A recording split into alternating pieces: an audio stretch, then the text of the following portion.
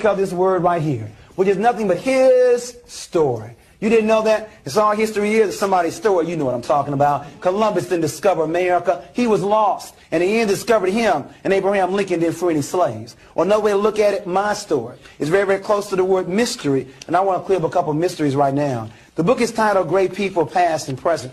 What happened to a people that built the pyramids and yet now live in projects? What happened? What happened to a people that are the first to read and write using a term called hieroglyphics, and yet now can no longer read or write? In essence, what happened to a people in terms of Egypt? It's amazing.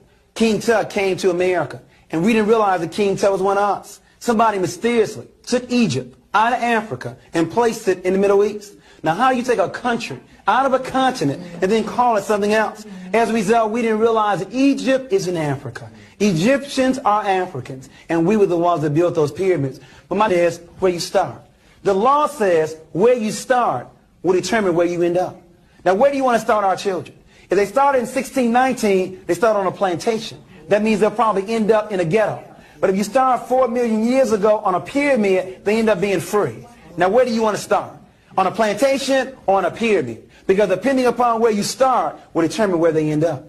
Our first problem is we've been starting in the wrong place. And you cannot discuss 4 million years in 28 days. Black History Month. Now, I'm glad we got the month. It used to be a week. But you can't discuss 4 million years in 28 days. It's simply not enough time. And then the other issue, what are we going to discuss? You see, if all we're going to discuss are names and dates and events, then you can do that in about 28 days. When was King born? 29. When did he go to D.C.? 63. When did he get the Nobel Prize? 64. When did he die? 68. That would never change. But if you want to make it relevant, you connect the past with the present and with the future. In other words, what were our mistakes?